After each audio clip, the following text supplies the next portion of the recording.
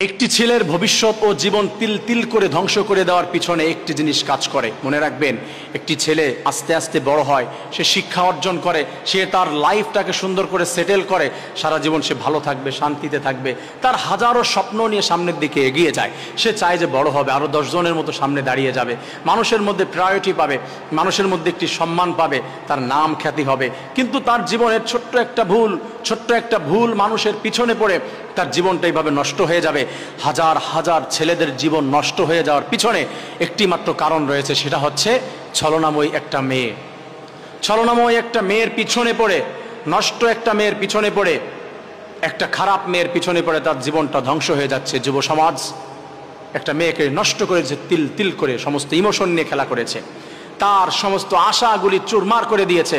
কত সুন্দর পড়াশোনা করতে একটা ছেলে, ইউনিভার্সিটিতে শেষ হয়ে গিয়েছে, মাদক আসক্ত হইতে হইতে ছেলেটা ধ্বংস হয়ে গিয়েছে, জীবন পর্যন্ত চলে গিয়েছে। দুজনে মারামারি করে একটা মেয়েকে নিয়ে পৃথিবীর থেকে দুজনে দুনিয়া থেকে চলে যাচ্ছে। একটা মেয়ের পিছনে পড়ে, একটা মেয়ে তাকেও ভালোবাসে, সবাইকে সময় দেয়, কি করে পরবর্তীতে গিয়ে দুজনে মুখোমুখি হয়ে মারামারি করে জীবন চলে যায়, মাদক আসক্ত হয়।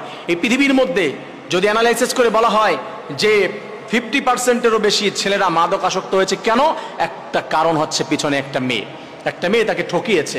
ওই ছেলেটা তখন কষ্ট পেয়ে কি করবে, কোথায় যাবে, কোনো কষ্টটা দূর করবে কিভাবে? আস্তে আস্তে শয়তান তাকে ধোঁকা দিতে দিতে মাদক আসক্ত করে ফেলে, নিঃশেষ হয়ে যায়, পরিবারটা পর্যন্ত ধ্বংস হয়ে যায়, কেরিয়ার ধ্বংস হয়ে যায়, তছনছ হয়ে যায়, সমস্ত ভবিষ্যৎ, সমস্ত স্বপ্ন, কিছুই যেন আর বাকি থাকে না। আমি মা বোনদেরকে ভালো করে বলছি, আপনাদের দোষ দিচ্ছি না, শুধু আপনাদেরও দোষ আছে। এটা শয়তানে করে। আর একটা যুবক একটা মেয়ের পিছনে পড়ার আগে ভালো মতো যাচাই বাছাই করতে হবে। আমি দোষ দিচ্ছি মেয়েদেরকে এইভাবে নয়, ছেলে মেয়ে দুইজনেরই দোষ আছে, দুইজনেরই ভুল আছে। কারণ বিবাহের আগে প্রেম তো একবারে সম্পূর্ণ হারাম, প্রেম তো করা যাবে না, বিবাহের আগে সম্পর্ক করা যাবে না। কেন মায়ায় পড়েছো? চোখের দিকে তাকিয়ে কেন সামলাতে পারলা না? তার হাঁটার মায়ায় পড়েছো, হাসির প্রতি ক্রাশ খেয়েছো, ভাষার প্রতি ক্রাশ খেয়েছো, তার চোখের দিকে তাকিয়ে ক্রাশ খেয়েছো, ঘুম আসে না, আর শুইতে পারো না, খাইতে পারো না, চলতে পারো না, সব জায়গায় তার প্রতিচ্ছবি দেখতে পাও, তাই না? নিজেকে শেষ করে দিয়েছো, নিজের হাতে নিজেকে শেষ করে দিয়েছো। মেয়েটার দোষ কি দিব? কিন্তু মেয়েটারও দোষ আছে। আমাদের যুব সমাজকে পরিবর্তন হতে হবে। এই যে বিবাহের আগে যে সম্পর্ক, মেয়েদের দিকে তাকানো থেকেই দূরে থাকতে হবে, কিন্তু তার মধ্যেও মেয়েদের দোষ এবং ভুল বেশি রয়েছে। আজকে মেয়েরা নষ্ট করে ফেলতেছে ছেলেদেরকে, এরাই বেশি নষ্ট করার চেষ্টা করে। আসুন আমাদের মা ও বোনেরা পরিবর্তন হয়ে যান। কারণ একজন দার্শনিক বলেছে, তুমি একজন আদর্শবান মা আমাকে দাও, আমি আদর্শবান একটা জাতি দিব। তা এরা যদি পরিবর্তন হয়, তারা যদি বোরকা পরে, তারা যদি ছেলেদের সাথে দেখা না দেয়, কথা না বলে, আমার ভাইটা কিভাবে তোমার প্রেমে পড়বে?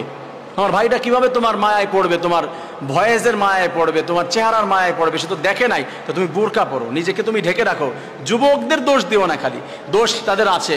কারণ একটা মানুষের সামনে তুমি খোলামেলা অবস্থায় থাকবে, সে তোমাকে দেখবে না, তাকে তো আল্লাহ তাআলা এই সৌন্দর্য দিয়েছে যে তোমার প্রতি টান থাকবে। কারণ আল্লাহ তাআলা নিজেই বলেছেন, যুয়িনা লিন-নাসি হুব্বুশ শাহাওয়াতি মিনান নিসা।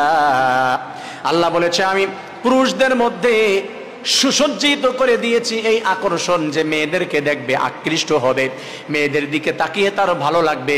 এই সুন্দর যে চাহিদাটা, আকর্ষণ দিয়ে একটা পুরুষকে আমি আল্লাহ তাআলা সুসজ্জিত করে দিয়েছি।